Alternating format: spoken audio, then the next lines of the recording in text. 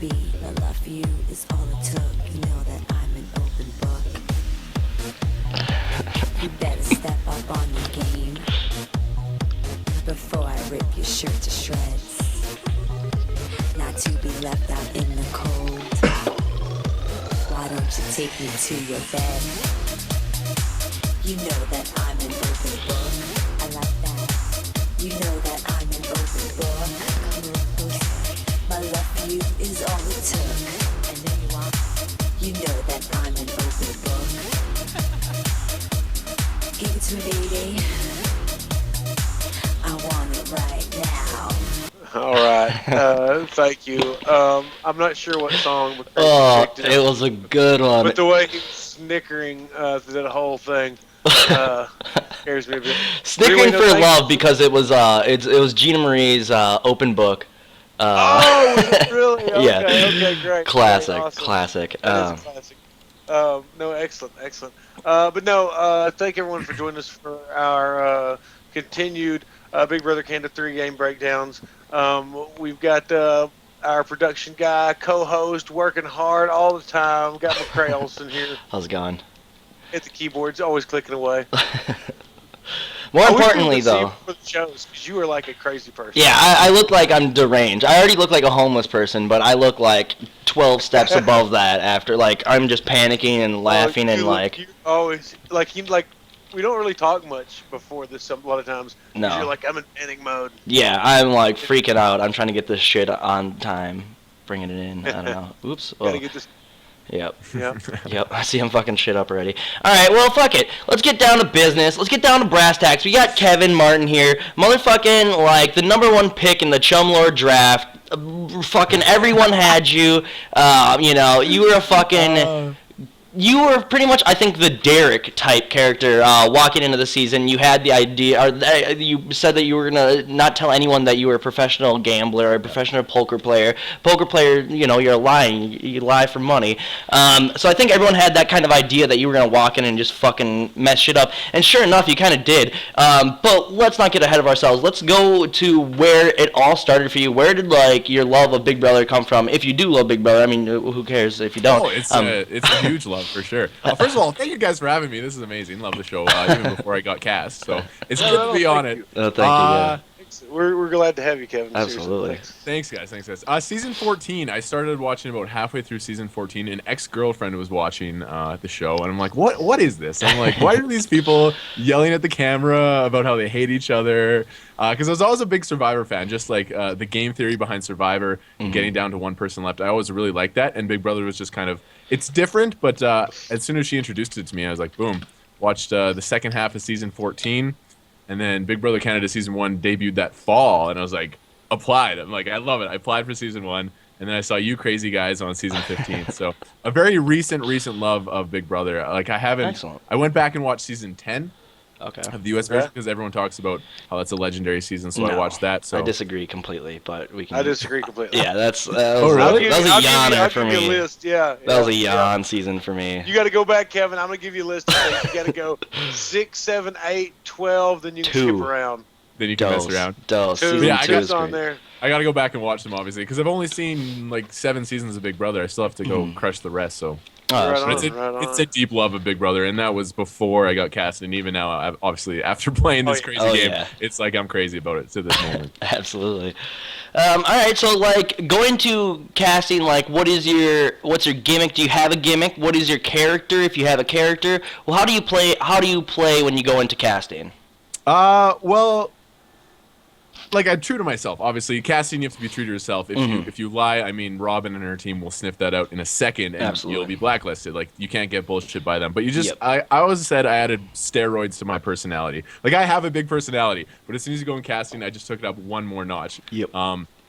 Everything they said, just quickly answer, quickly get confrontational. Don't be afraid to. I got into some tilts, some verbal warfare with the casting people, being like, no, you're wrong, I'm right. And whether I'm right or not, that doesn't really matter. They just want to see that confrontational side. So it was over the top, willing to do anything, saying yes, yes, yes to any question they had, and just personality on steroids. So it wasn't really a gimmick, I'd call it, but it was definitely that's how I approached it, I'd say. Okay. Absolutely. Okay. So now, like, walking into the house, how did going in there? Did you want to play that same character? Did you want to like tone it down? Were you? What was your game plan going in? Really? Oh, for sure, for sure. I mean, I am a big character. That's who I am. I just, I smile a lot. I'm never really upset. I'm a big personality. So going to the house, that was definitely who I wanted to be. Just the fun, goofy guy. I told the lie that I was a radio host and I was currently unemployed. So I just wanted to be the guy who wasn't thinking on a high game level, just being friends with everyone, having a good time, there for the experience. So that was definitely my strategy going in. And as you all know, the first week it didn't really turn out very well. So I made some huge mistakes the first week, but yeah. So I mean, going to the house, I was myself. Just again, like walking into that when Arissa called me on stage, probably similar for when Julie Chen called you guys on stage. Like that moment is so climactic. Like you're about to walk into the Big Brother house. Like that is the greatest moment of my life probably. And as soon as I walked in the door, you can see in that first episode, like I dropped to the floor and it's literally like so much joy is flowing through my body. Like no, it was the best. I think that was one of my favorite moments from the whole show, just stepping in the door. Absolutely. Well, hey, all right. Well, now that you're in there, let's talk about it. The every house guest is HOH. You're supposed to nominate 2 people, and we end up with Risha and Cindy on the block. Like, since right now, you know, you're probably I don't want to put words in your mouth, but tell me about the danger level you're feeling. Yeah. What relationships you're trying to build, and what direction you're trying to play this angle, knowing that there's no HOH to kiss their ass, that you've got everybody in the house to work. Kind of tell me about how your social game and strategic game begin and start to evolve from that point. Love it. That first night was so dynamic, and I know they couldn't really show it on TV because they're showing the bios and all this stuff. That first night, there's so many dynamics in that first night alone. So first thing I got to point out, I was in the third group. I was in the third group of 5. A lot of people watching the show won't notice that. That's not a big deal to them. But that first group is in there for about 45 minutes or an hour. They get to have conversations. They get to socialize. They get to meet each other. They know each other's names off by heart, right? Then they send the second group in. That first group meets the second group, and they mingled for about half an hour, they said, right? And then the third group comes in, and now we're all together, and there was about 25, 30 minutes, and boom, we have to make nominations. So, I mean, Risha and Cindy were 2 of the third group. And I'm sitting here in the third group being like, I have no clue who this replacement nominee is. My date, I was scared. I was terrified. Coming in that last group and not having those valuable minutes like the other people did, I was really, really worried. On top of that, this is another thing that wasn't shown. As soon as Arissa announced that there was nominations to be made, Godfrey walked to a few people and I saw him whisper, nominate the guy in the vest. That being myself. And so I walk through the door. I'm in the house for 20 minutes, and I see this guy walking around telling people to nominate me. I'm like, this is terrible. This is the worst start ever. So I actually didn't get a lot of votes, but my danger level was high because I had no clue what relationships Godfrey had at that point. So absolutely, yeah, I was worried. Very, I was just very like, scary situation. I'm not on the block yet. Yeah, absolutely. That would be scary if I'd heard Godfrey whispering that about me. Yeah. Jesus Christ. I mean, like, the veto happens, Cindy wins it, and now Peely goes up. So at this point, you have no fear of going on the block. You feel like, I'm sure, like that's the weight lifted off of you, and it's time to kind of start playing your game. The Chop Shop forms day 2. You're not in the Chop Shop. So since you're on the outs, I need to talk to you about some early relationships. I know that you kind of built an early relationship with Johnny a little bit. Yep. I need to find out kind of what day did that friendship start? That started pretty much instantly after we said hi. You know what I mean? Just like Okay. it's like, hey, my name's Johnny. Like just like it's tough to. Sometimes you just connect with people. Sure. And Okay. you realize it right away. So Johnny was like an instant connection. I was like, I really Okay. like this guy. He's great personality, great energy. So I connected with him right away. And that first night we had some conversations, which was really, really good. But yeah, I mean, total. It probably shows. Like, I didn't want to have conversations. I avoided conversations. People would start conversations with me, and I'd tease them saying, yes, we have lots of time. We'll talk later, but I'd kind of always fall away. Sometimes I was playing so passively to the point where I think it was really bad, and it threw people off. Like, as a strong guy, not to be in the majority alliance at the start. That was the reason I got nominated the first week, and that's my fault. That's not anybody else's fault. As the strong Sure. male, I need to realize where that strong alliance is forming and be in that. So I mean, huge social mistake on my part the first week. I think we recovered okay, but yeah. So first of all, I wish I would have been more aware of the Greg, Bruno, Bobby thing forming on that side of the house and kind of going in there. So just to clarify, do you feel like you should I don't know how to say it, like maybe broed it up a little bit more? Broed it up a little more, yeah. That would have been a good first week strategy. Okay. I should okay. have. So is that what you're talking about? You mentioned earlier some mistakes first week. Is that kind of what you're talking about? Yeah, is yeah. That that you're was just it. okay. Yeah, your behavior led you to being left out of a large, mostly male alliance. Okay, excellent. All right, let's kind of get through this. That first week, it goes. I know that Greg was doing a lot of work that week, trying to be the big dog, and Risha leaves, so she's gone. All the work that Greg did only exposed him as being a dude that's playing the game way too hard, way too quick. And then next week, Greg doesn't have anything to worry about, but you might, because we got Bobby winning HOH for the Chop Shop. Yeah. And this is and it is a big concern for you because you get nominated this week. Yeah. So absolutely. I want to kind of hear about this. Are you aware that there's a large group in the house and you're not in it? Yes. I mean, somewhat aware. I'm not gonna lie. I was a little unaware of exactly how the dynamics were in that group. Okay. Like I had that relationship with Zach and Jordan forming at that point where we were really getting close. And Zach was in that group and he had made reference to it multiple times. I'm sorry to interrupt, but had you the Fortress had already begun at this point, Yes. and Bermuda Triangle had not, correct? So Bermuda Triangle's we're a ways from couple that. days later. But days later. before we've officially formed that name, it was those bonds and that relationship. We're talking communication. Yeah. I got you. What day did the Fortress start, so I can write it down? Day 6, I believe, and JP can probably confirm that. Okay. Obviously, he was not totally on board though. Well, he was not, but that changed. I do think that changed towards the end there. Yeah. But towards his end, Yeah. not your end, towards his end. But It's so embarrassing. We're all losers. But, we all fucked up. Yeah. Well, I think he's more talking about doing the Fortress thing in the Oh diary no, room. fuck Yeah. that! No, fuck that! That was a badass alliance, No. and I thought that was like, oh, Jordan's a dumbass for not even being a part of such a whoop-ass alliance with a great name that wasn't a lame name. I mean, you got into the diaper alliance, so that's a horrible name. But Yeah, Fortress was exactly. solid. I like that name. I took some pride in the name, the hand The fucking symbol, yeah, the that was a beast decent behind symbol. It was a lot better than Shield. You know. Oh god, don't even get me started on the Shield. Ugh. Yeah. Well, the Fortress was very important to your game, and really, JP was really just a vehicle to introduce you to Zach as far as game talk. It seemed like, which led you to the diapers, which furthered your game past JP being in the house. So whether he was into it or not, it helped you for sure. But let's go with this. This week, you're in the bathroom. You hear the conversation. I know you've talked about this a million times, but we can't talk to you without mentioning it. Kind of tell us about that and the shifting of targets, and explain to us all of week 2.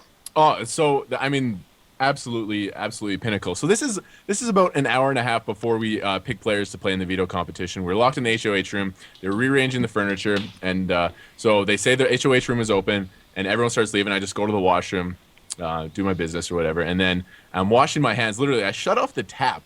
And I hear the 4 girls, and instantly their voices kind of change. And you know, as soon as the dynamic, like, all right, Oh yeah. they think they're alone. Mm-hmm. I'm just like, oh my goodness. At this point, I'm already nominated. I was nominated a few hours earlier. I'm thinking about the dynamics. How am I going to get myself out of this? I'm like, all right, let's listen to this conversation.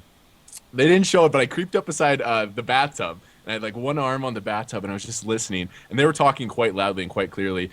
Cindy and Neha obviously were really expressing their opinions because they're the strong female competitors of that Sure. group.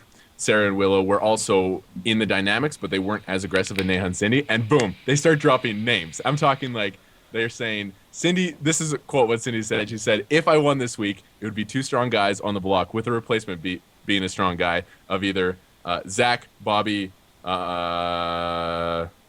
Zach, Bobby, Greg, right? She kept throwing out those 3 names. I'm like, Okay. this is so perfect because Bobby's the HOH. He's obviously targeted me. If I go with him right, I mean, this will change everything. And sure enough, it did. I went to Greg immediately.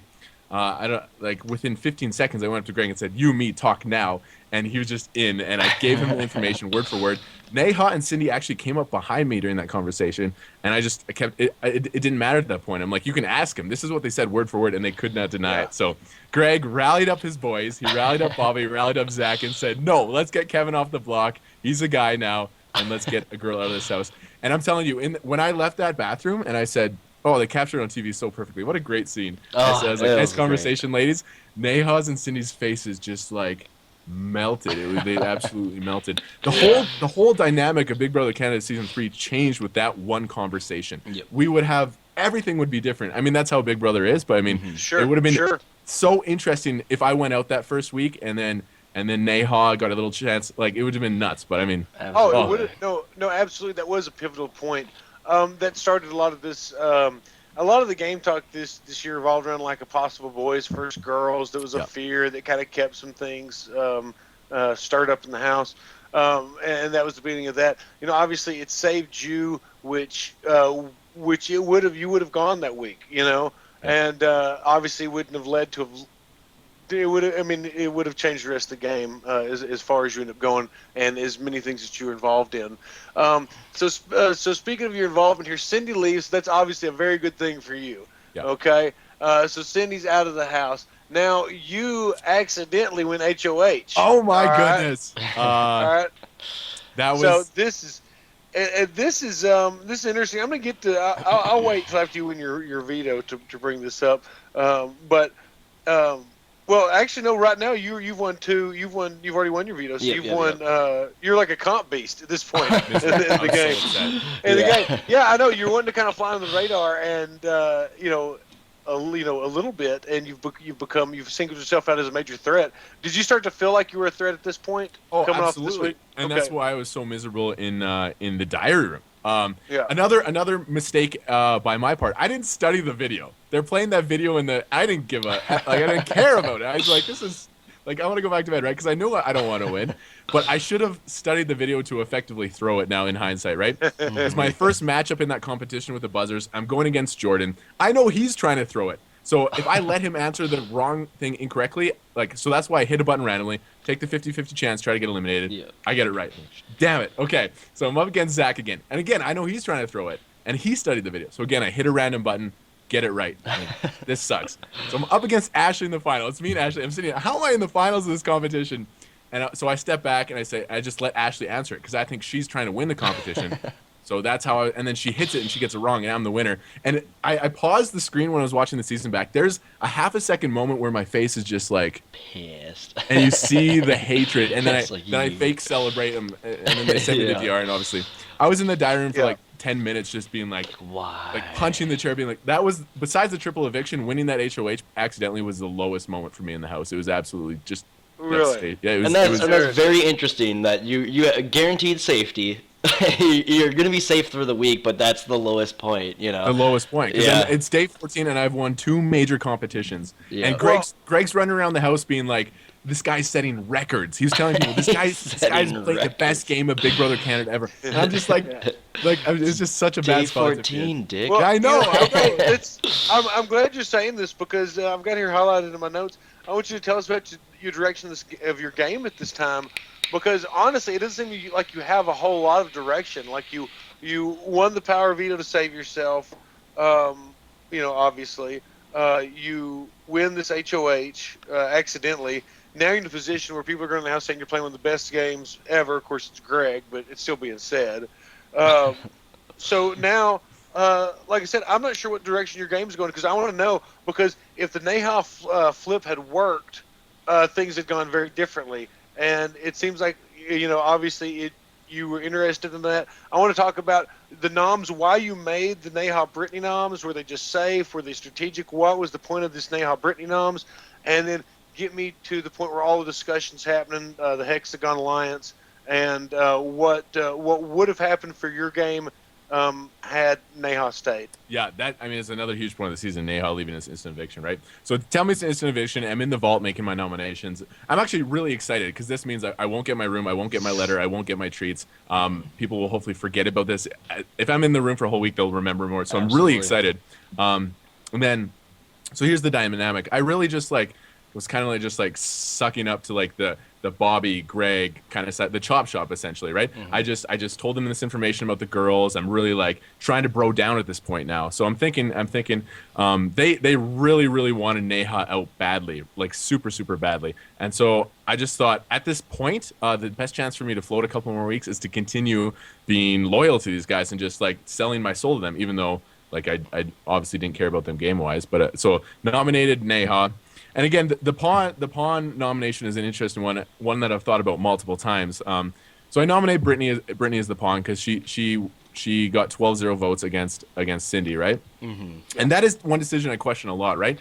I had a really good reason to nominate Bobby. I could have gone Bobby Neha, right? Because Bobby just nominated. That would have been a little bit easier. So that is one I seriously question. I don't know if it's the right decision or not. It's pretty close, I'd probably say. But yeah, so I go. Considering the HOH and the triple eviction, I would say that your decision to put her up as a pawn may have made a difference later down the road, but we'll get there. Yeah, continue. Absolutely. Sorry. Yeah. So the Neha, Johnny, Sarah side of the house is really fighting the Greg, Bobby, Zach side of the house. They're really going to war here, right? And so I'm thinking and I'm kind of in the middle, which is why I was so upset that I won that HOH competition, right? Mm-hmm. So I'm thinking if I eliminate Neha, then Sarah and Johnny kind of still the targets ahead of me from the chop shop because their association with Neha and Cindy, mm-hmm. and they were, and there was a lot of truth to that. But at the same time, man, I think about that instant eviction a lot, right? If I had that conversation with Neha before I made nominations, I probably would have not gone with her. She was such a big target in the house, and yeah, I just would have hid behind her as a shield. So, and tell us about that about that conversation with Neha a little bit more. I want you to tell us about where you saw your game going forward with Neha. Yeah. Well, so I make the nominations. We were celebrating Johnny's birthday or whatever, and then Neha pulls me in the pool, and she's sitting there, and she says, Look, I am the biggest target in the house. Kind of get behind me. There's a big group of Johnny, Sarah, Neha, Brittany. Come in this group, and we'll just go forward together. And so, sorry, I want to interrupt just for a second because I need to find out what your relationship is with Johnny at this point.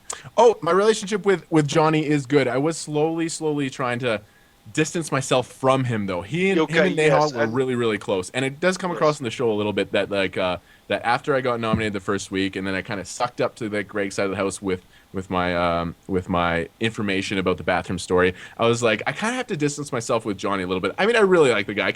I wish I could have spent a lot of time with him in the house. But at the same time, he was such a bigger target for the chop shop that I needed to distance myself and kind of just stay in that middle spot. So that was my relationship. Was that nerve-wracking for you having Johnny?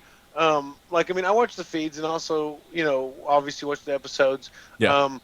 Was it nerve-wracking for you trying to play the middle to have the friendship with Johnny you were trying to pull away from, but the other side of the house still knowing there was a friendship with Johnny, even if you were trying to pull away from? It's extremely nerve-wracking. That puts you in a very tight position. A very, very tough spot. And we had that conversation all the time. And Greg would come up to me and say, "Yo, are we ready to cut Johnny?" And say, "Yes." Of course you're going to say yes. Of course you're going to succumb to every wish that he has. But at the same time, people know that the relationship is there. And after a relationship is formed, it is, in my experience, it's so tough to convince people otherwise. You know what I mean? Me and Johnny shared a bed for the first 8 days or something, and people people notice, and then as you're trying to distance yourself, it's tough. Absolutely. It really, really is. I tried though. As much as I love you, Johnny, and I wanted to spend a lot of time with you, it was just strictly game, obviously. Sure, certainly. Okay, we'll get back to the Neha.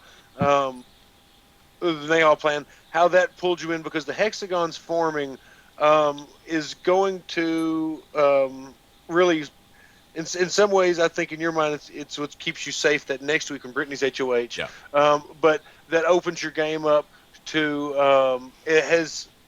I may be way ahead because I don't have it in my notes. What day did the Bermuda Triangle form? The Bermuda Triangle, we were kind of working from, I guess, day 11, maybe day 11. Okay. But officially, going into day 14 HOH. We were formed. We had our symbol. We had our name. So we were Gotcha, official. gotcha. Okay, so there's already obviously the lines of communication between you and Zach open, and strategically you knew where each other were at. So this did not change that much. Okay, all right. Well, good deal. Good deal. Like I said, with all these alliances, I'm just trying to figure out where they were and what was on your mind at the time, and where loyalties were, and where stressors could be with relationships that that would cause issues moving forward. Because right now, and this might be a good time to bring it up. What is your relationship with Bruno? You don't seem to have any relationship with Bruno the entire season for the most part. But why not? And just go ahead and talk to me about Bruno just for a second while we're here. Yeah, Bruno and I, there was just such a social disconnect between us. We were just really, really different. We didn't have a lot in common. He's a great, like lovable dude. But I mean, and that's again another detriment to my social game. Socially, if you're not forming a connection with something, you're like doing something wrong. And in my opinion, I was trying, but there was always just such a disconnect. We never shared information. Just him being in the chop shop, him being with Greg all the time, Okay. and it was like I tried to bro down. There was moments where it seemed successful.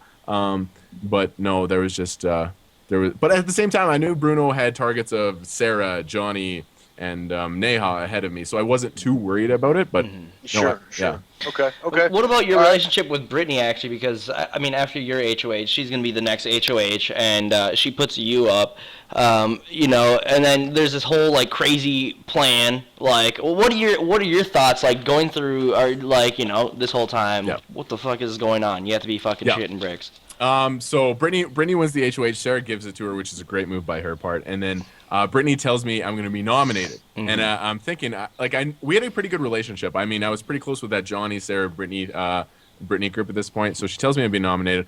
Obviously not ideal, but I was actually somewhat comfortable with the situation because I knew that the backdoor Greg plan was in place. They didn't openly tell me, but I'm just gonna be honest. Like, there's just the social cues I picked up from them. Like, Yeah. it was pretty obvious that plan was in place. So I got nominated, and the POV player pick, I don't remember it exactly, but yeah. We can. Do you want to move on to that POV after I get nominated? Wait, are you surprised that Greg doesn't actually catch on to what's going on? Shocked. Because they did that whole. Brittany looks at Johnny saying, I have bigger fish to fry. No, it didn't make sense at all. Those three, Sarah, Brittany, Johnny, they spent 95% of their time together in every room together, always talking, always laughing. So I'm sitting there on the block, and they tried to lie to me about it too. Brittany told me the backdoor plan was for Johnny, and I'm just sitting there, and the nomination ceremony wraps up, and I stand up, and I go talk to Jordan. I'm like, what the fuck is going on? Like, what? That was the worst acting performance in the world. But Greg bought it. He really, really did. I mean, that's a test, like, which was shocked. And me and Zach and Jordan were just shocked. Greg bought it all the way to the sequester house. Like, he didn't know until Johnny got eliminated, and I was like, yeah. Oh, That that's is so awesome. amazing. That really is So amazing. Like, I love talking Greg. to everybody about Greg after meeting Greg. Greg's hilarious. Because he is hilarious, and I could just see him in the house. Like, I can almost imagine what it'd be like to play with him. Again, And in so many ways, it'd be awesome. I don't think the edit captured how crazy of a personality Greg is. Like, he came across as crazy. He is more crazy, and he's so lovable, and he's nuts, guys. He's nuts. And I love that. Yeah. He was fun. I He's love a Greg. great He was dude. I got to hang out with him a lot in Niagara, and he was totally awesome. I can't imagine playing with him. It would have been crazy, especially if you weren't at the chop shop. So okay, well let's go on. So we've already gotten into this week where Brittany is HOH, nominates Bobby and yourself. Johnny wins POV. Johnny Boy comes to the rescue and saves you. Boom. And up goes Greg. Greg's gonna be out. There's no way. I mean, no amount of deal making would have saved Greg. He knew that. He laid around the last couple of days and just kind of died, floundered. But so that's okay. So that's a good week. That's a week where a big target in the house for everybody was gotten out with Greg, and he wasn't an ally of yours. In fact, you're on the outside of the alliance that he started. You knew that you were gaining numbers moving forward because of Bermuda Triangle, and then this next week we've got Bruno gets HOH. Okay, this week for Bruno's HOH. He also wins power veto. Sarah and Johnny goes up. Johnny goes out. I'm not like bouncing through these weeks. And strategic, if there's anything you need to pop in there and tell me about. No, but some of these weeks you play more role than others, and this seems just like you lose Johnny, which I think was a positive thing for your game. I feel like you think the same thing. Is that accurate? Absolutely agree. Sure. Again, like heart wise, it was really tough. I mean, when Sure. someone, yeah, but I mean, game wise is beautiful. Like when you're in a pair and the other person from the pair is leaves. I mean, that's really positive in a lot of ways, I think. Sure. Sure. Mhm. No, absolutely. Where along this route has Peely come in?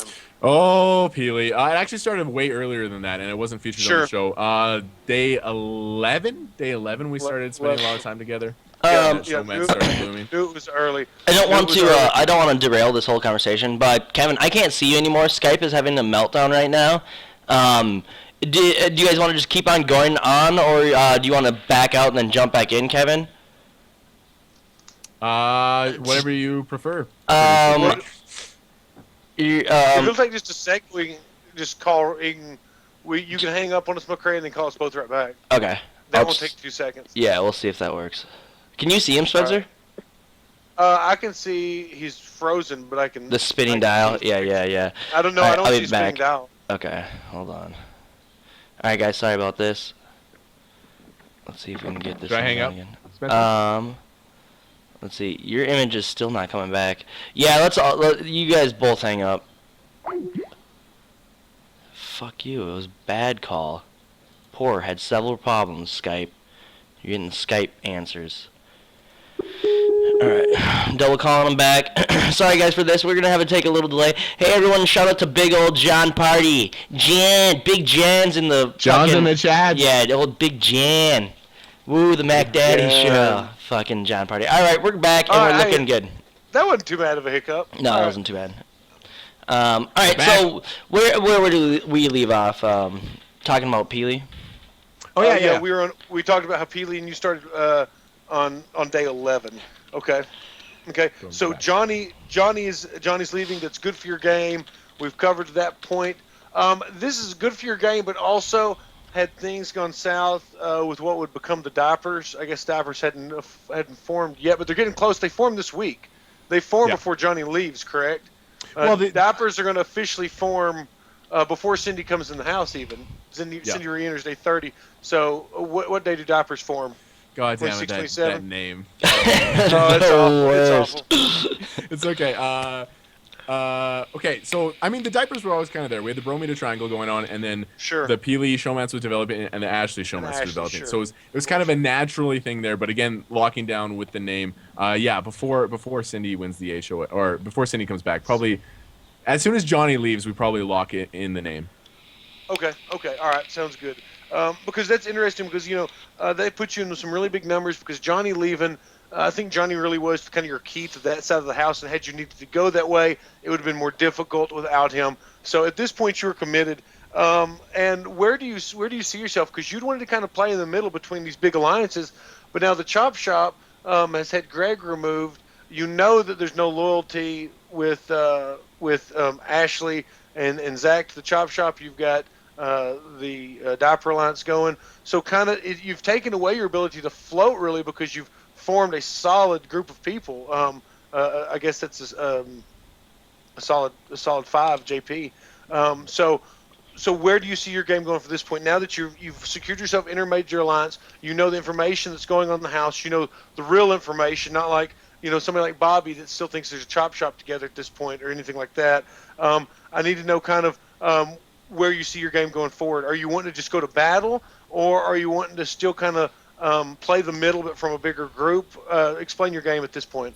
Yeah, definitely not want to go to battle because there's still like how many people left at that point? 11 or something like that. Yeah, way too soon to go to battle. But again, yeah, that group's really started forming strongly. And the idea behind that group, for me at least, I knew that Peely and I, or at least the idea was that the Peely and Kevin relationship was supposed to be the weaker showmance of the Zach and Ashley, just strictly physically and socially. I always want to be viewed as the weaker showmance. Of course, I was just naturally attracted to her, but for game wise, I didn't think it was that bad. And obviously, there's arguments against that as well. But Kevin, I just want to make sure I understood what you said, okay? And this is no disrespect to Peely or her game because she made it far by being very loyal to a small amount of people. And I'm not liking her game. But are you saying that you weren't afraid of being a showmance with her because she was perceived as so weak in the game? Yes, that's the game wise. Obviously, I just gotta say, like, Sure. I'm crazy. Like, she's a crazy attractive girl. But I mean, from a game wise, she No doubt, was no doubt. viewed as the weaker game player than Ashley. Yeah, absolutely, absolutely. And I was viewed as the weaker game player than Zach in some people's minds. Because look at the guy. He's like an absolute like stud. You know what I mean? Like, Absolutely, total stud. Yeah. Total stud. Okay, all right. So We all agree, though. Wait, we all agree that Zach is a total stud, though. Let's just have that on the record books. Let's mark it The down. guys, Yep. it's the most- all right. He's a god. So, now things are really about to change. About to change for your game. And we got Cindy comes back in the house day 30, and she blows up the chop shop. Yeah. Okay. But let's get into that. Week 5 starts with Zach's winning HOH. Cindy comes back in the house. She can't be nominated or renominated. We got Godfrey and Jordan are on the block. What did you think about Jordan wanting to be on the block? I mean, he was your ally too. I mean, like, obviously you're all in alliance together, but y'all had the Fortress prior, so he's somebody you'd worked with since early in the game. What were your thoughts on letting Jordan go up there?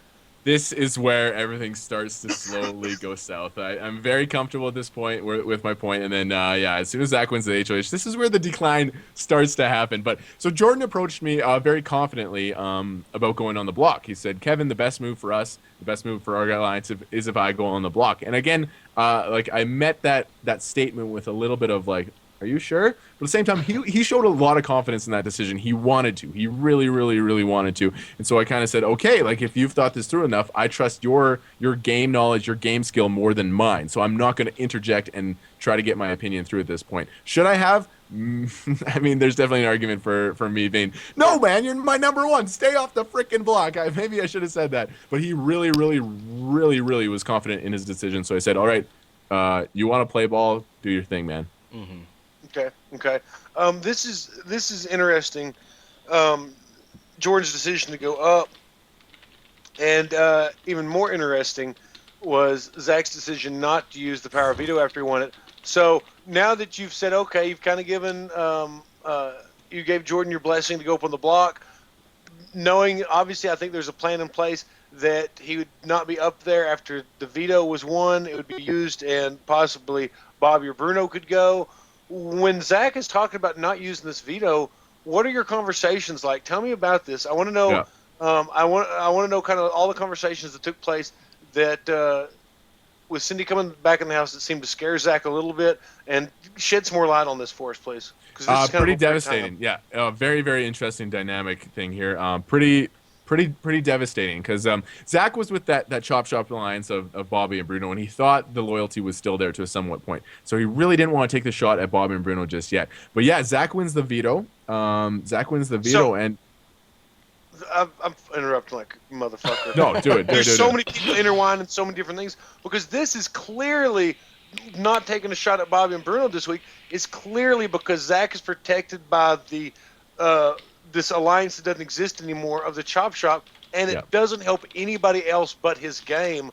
But it's allowed to. It's allowed to go over. It's allowed to happen, and Jordan is going to leave as a result of it. So we went and we begged. We begged. Jordan begged, literally almost on his hands and knees. I mean, he was like, there's that diary room where he broke down. He was literally emotionally devastated, and I was right behind him, being like, Zach, please, we got to do this. But Zach, his decision was made up. We tried multiple conversations, 3-4 times, but we left every single conversation knowing that it just wasn't going to happen based on his social cues and his attitude.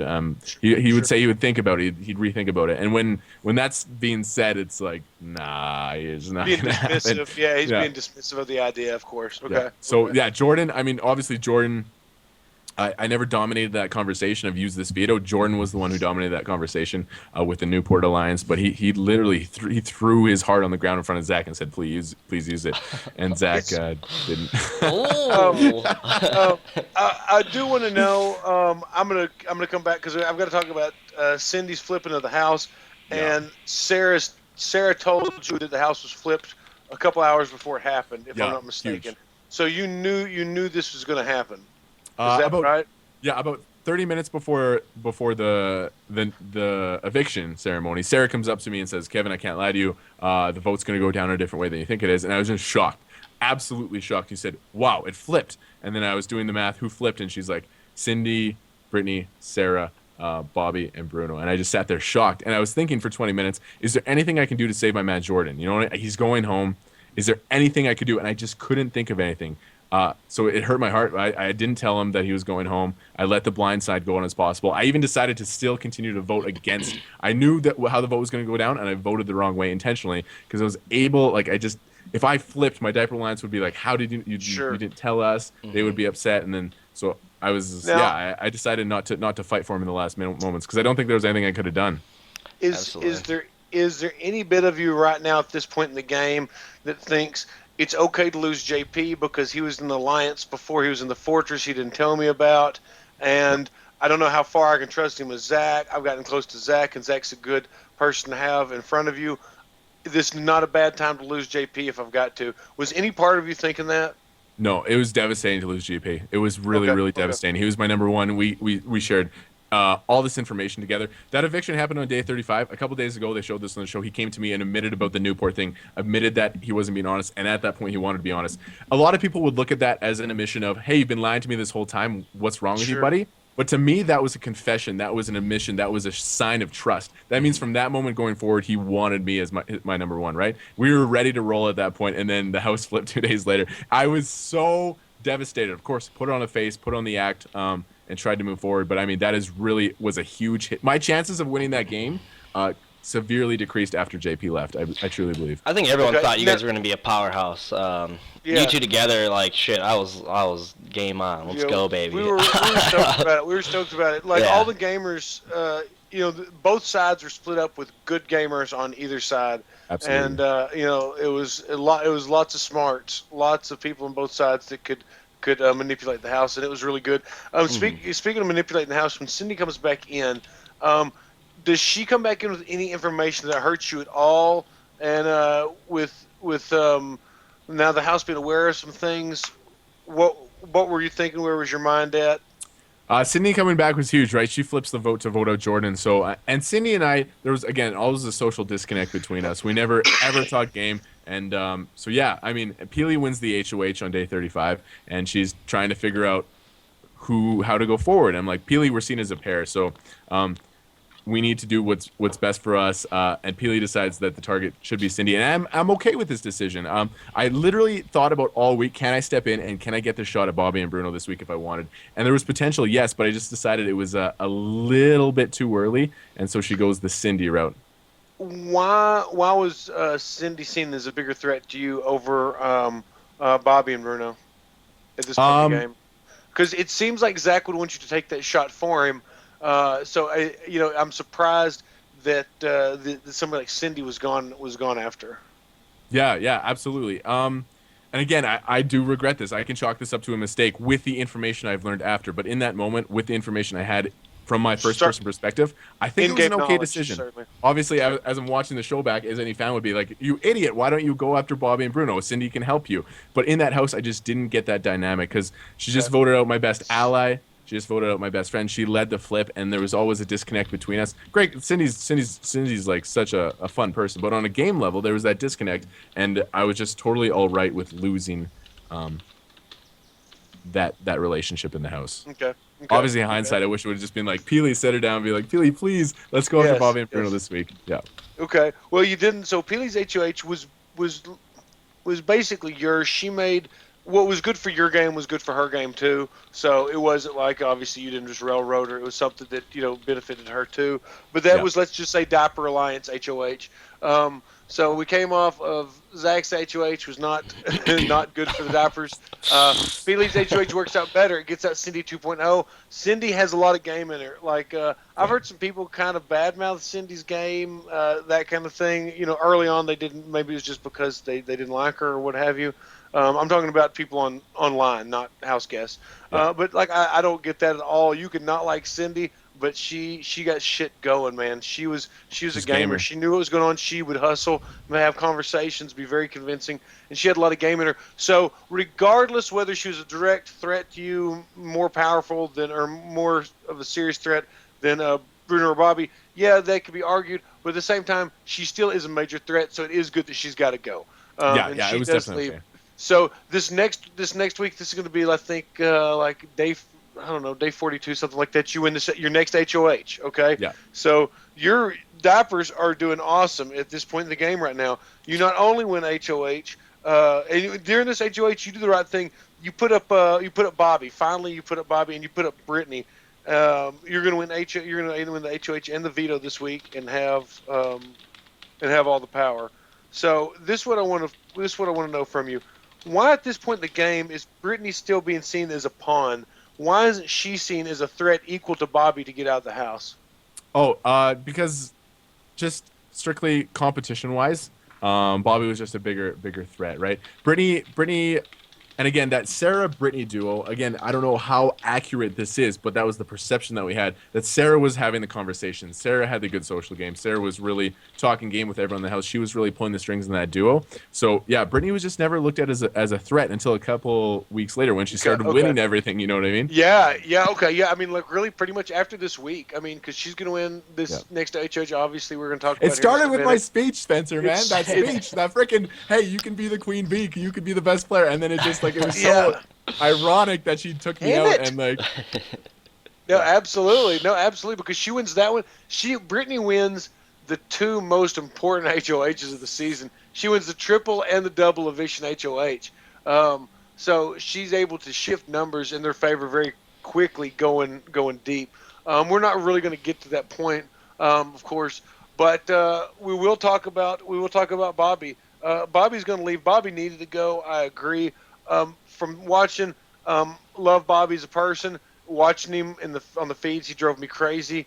And it was just because he wouldn't. Okay, he and Bruno, they were like two knuckleheads that were never really going to get anything much going on. They were always going to be in the outside of whatever was happening, trying to develop their own plot. You know, Bobby's alliance, the Chop Shop, way beyond even the Chop Shop being together, was troublesome. Like I said, love him as a guy, but he lacked the self-awareness that's really necessary in a house guest to be successful. And Bobby was successful because he did get in the Chop Shop early and was protected by numbers. And then it goes back to kind of Brittany's bigger fish to fry type thing. But anyway, it caught up with him this week with your HOH. You're going to get him out. Okay, he leaves. Your HOH, you're waking up in the HOH room that morning, and the night you are in the eviction seat because Brittany's going to win this HOH. It's a shock to the house. There's going to be a triple eviction. She wins it on like a A/B type questionnaire game that anybody could have won. You know, in all honesty, obviously she was a bad one for it to have been. But man, if it had been Ashley or somebody that's going to tell her how the game would have been, but she wins it. And initially, it's you alongside Peely and Zach. I mean, it would be stupid to ask you what you're thinking going into POV because obviously I got to win this because there's no way I'm staying. So you don't win it and Bruno wins it. You don't have any relationship with Bruno. You said you've never been able to connect with him on any kind of game level. Was there a sliver of hope, a chance, any opportunity to ask Bruno to use the veto on you if he'd even consider it? Nothing at all. There was literally like 15 seconds between we walk in the living room and he uses the veto. There was no whereas there's commercial breaks between everything else, there was no commercial break there. I did go and campaign for Bruno's vote after, and he dismissed me in quite a hilarious way, which was kind of funny. Yeah. Commercial break. I'm on the block against Willow and Peely, and I of course am still campaigning. Like it was obviously hard campaigning against Peely, but I'm like the three guys control the vote. Go to the three guys. I'm like, guys, I will fight for you. I swear on everything, I will be in your number. And Bruno looks at me and he just kind of like smirks. He's like, get out of here.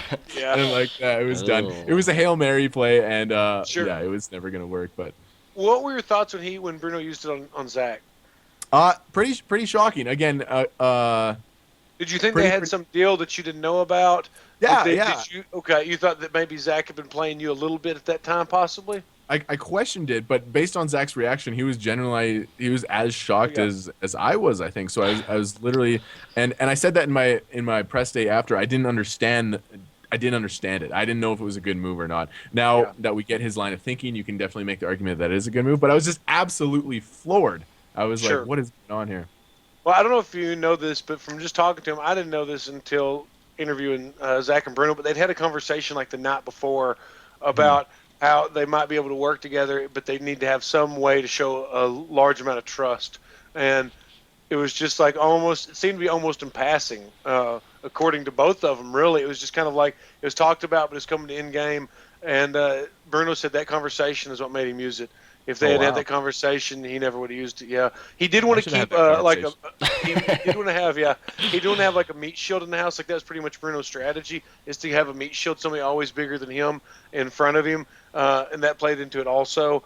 But at that point in the game, you could have easily been Bruno's meat shield, depending on how they played it with as much with as much power and influence as you developed in the game.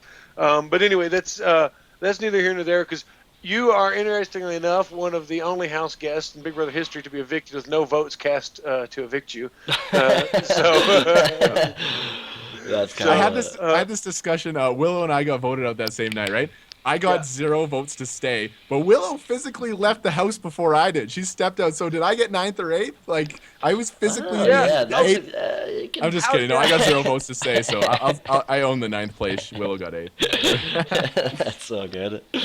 I would always, you should always rub that in her face. Like, no, it's not how it goes. Like Big Brother stats, that's just how they work. I walked out last. Like, yeah. Well, shit. I mean, the stats, like, I'm looking at like the diary room count right now, and Willow has like 59 overall for the total season. You walk out at the same time she does, and you have 204.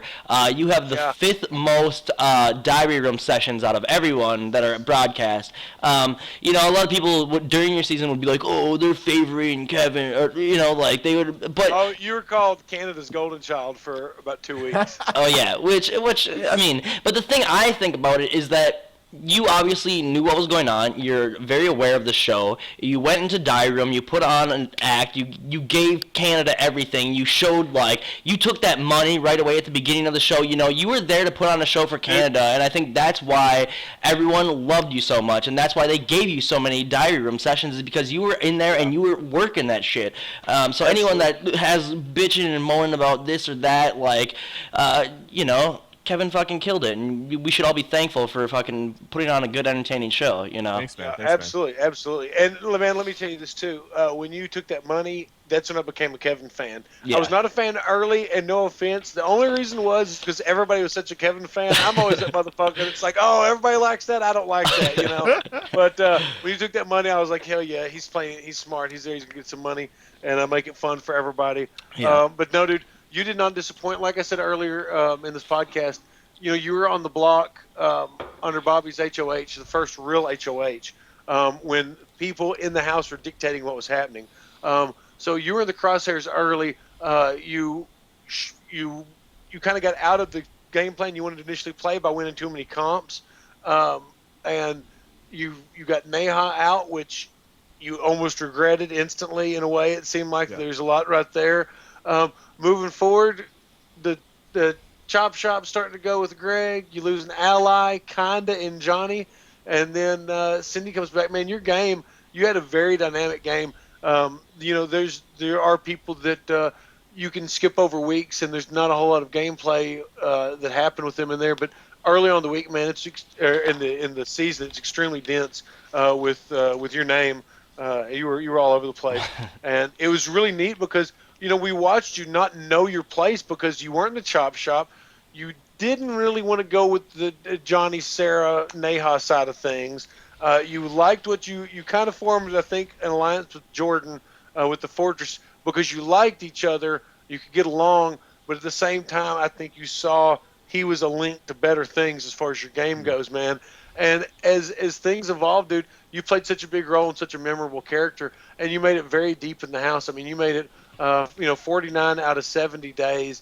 And if you look at it with a couple things different, there's no telling. I mean, like I'm not. I hate to do that kind of shit. With a few things different, you should check your bank account if a few things are different. No, but no, seriously, like you played a very tight game. You could not have prepared for a triple eviction with no time to campaign. And all honesty, I don't think you'd have had much you could have campaigned that would have kept you even against if Peely or Willow. I think they still would have sent you out with the opportunity if it was just against one of them in a typical week. But at least you would have had the opportunity to campaign. That would have been fun to have seen.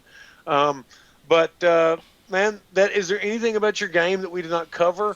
First of all, thank you for the love. I mean, those were very high praises for you. And yes, yeah, like going into the show, like I was obviously the goal is to win. That's the number one goal. I wanted the title more than anything in my life. But again, Sure. there's 16 people in that house, and I knew that in Big Brother, other characters are featured more than other characters. You know what I mean? Absolutely. And so as soon as I got that balloon challenge to pop that $1,000, I was just so excited because they're not giving that challenge that they wanted my character to develop on the show, and I was so excited. So it was a no-brainer whether or not I did that. But I think the fact that like they gave me this because they wanted my character to develop. You understood that you were there and you were playing a character. This is like a thing that a lot of hamsters don't understand. They don't get that you're a person. Of course you're a person, but at the same time you are playing a character. Like you have to play up that character. That's what the entertainment factor is, you know. Yep. You're there to bring a certain something to the show, certainly. And again, just thank you for being aware. Christ, that's big. That's very, very big. Thanks, you guys. Yeah, I mean, as we talked, I made plenty of mistakes, but I did plenty of things right, I think, as well. And I tried, man. Absolutely. It's such a general statement that you guys hear all the time, but it was the greatest time of my life in that house. It was the most fun I've ever had. And that's why even post-show process, I'm kind of struggling mentally with a lot of things because that's such a climactic, beautiful, euphoric experience. And now coming out of it, I'm like, it's gone. I just want it back so badly. Yes. It's one of those things that, like, hopefully at some time we'll all get to play again, because it's one of those things that once you get a taste of it, how precious playing that game is. And when you're on the outside, like you can't play it on the outside, even though you'll find some people try to. But it's one of those games that it only exists in those walls, and when you're out of those walls, you desperately miss it. Yeah, so much.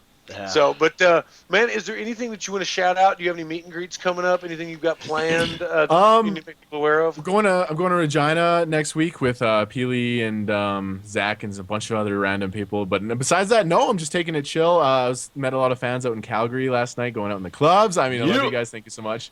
Calgary, I'm sorry I couldn't bring home the title for you. I tried. Maybe in a different life that'll happen. But no, man, don't. Yeah, I definitely think that you will be asked back for whatever they do, All Stars or something. I think that you definitely will be asked back. And I have said that to a couple people, but I mean it with you. The other people are just lying too. Yeah. I was lying to those fuckers. I was about to say, McCrae says that a lot. But to be honest, no way, but fucking if you think about it again, from a production standpoint, this dude knows his character. He knows he's gonna go in there. I don't have to build a character for him. He's already got it. He knows what he's gonna do. Everyone knows. I don't know. Production standpoint, you're money. Thanks, buddy. No. But at the same time, the other thing that you should be plugging is you just got your new mic, and what is it for? Oh yeah, I stream. I do play poker full time, but I mean a lot of that is involved with my Twitch channel. I stream Twitch. I won't be on it for a couple weeks here probably, but once I get going, I'll be going every day. Like I want a full time Twitch stream. Absolutely, so yeah, I'll be there supporting and yeah. You're gonna have to get John and Arlie. You're gonna have to get John and Arlie to be playing with you, so you can just put a hurt down on them. Just show them who's boss. Slap them around a little bit. I Skype with Arlie all the time, and Kevin, That's all they do. You've been helping him. As you've been schooling him and helping him out. We have talked a lot of poker. Arlie is fucking stoked. He was like, when you were in the house, he was like, dude, literally, Kevin is going to be my best friend. And I was like, dude, yeah. I was like, I know y'all got this poker thing. Like, he's fucking jacked about it. So, anyway, Arlie's fucking awesome. Anyway, all right. Well, hey, what's your shout out your social media so people can go follow you? Just at Kevin BB Can. That's it. Yep. Kevin BBCAN. Love it. I mean, the social media is fun. Thank you guys for the people watching right now. There's like 150 people watching us talk about Big Brother. That's amazing. That thank you guys so much for the love. I really do appreciate it. It is awesome. Thank you for being on our show, man. We appreciate that shit. That's awesome. Yeah, hell yeah. That's I'm glad, awesome. and hey, thank you for doing it today. I know that this was relatively short notice. to sit down and then talk about your game. I get nervous like when I talk to people. You've watched some of the season, correct? Watch the season, and again, it's interesting watching the 30 episodes. I'm trying to answer questions based on my first person perspective. Yes. After seeing the edited show, it's so easy to be like, oh, this is it. But no, it's like See, dude, that's exactly it. It's always not better, and I can't say it's always better, but it's when you talk to people that haven't watched their season yet, because I always want to get in-game knowledge, because in the game you only know certain things. After you get outside the house, you watch it and then you know it, and then you think back to the time you're like, well, I kind of knew that. You know what I'm saying? Yeah, So there's you have that, and so I appreciate it's given, because it is hard to dig back after you watch the episodes and stuff and give first person like in-game knowledge. I know that sounds kind of silly, but to think about it like that, it is a little bit different. So Yeah. But thanks for going over your very dynamic game with us. All right, McCrae, tomorrow we've got Peely at 5 Central Time, Woo. and Godfrey at 7 Central Time. Get her to do it in that referee costume. All right, we'll throw that out there. So, all right, we'll leave that to you to throw out there for her. Shit, exactly. I'm not touching that. That's sure. I think Peely's watching right now. Peely, I miss you. See you soon. Hey, Yeah, Peely. Peely. Tomorrow. Miss We'll see you tomorrow. All right, see you tomorrow, Peely. But all right, hey, thanks everybody for watching. Like I said, we will be back tomorrow at 5 and 7 Central with Peely and then Godfrey.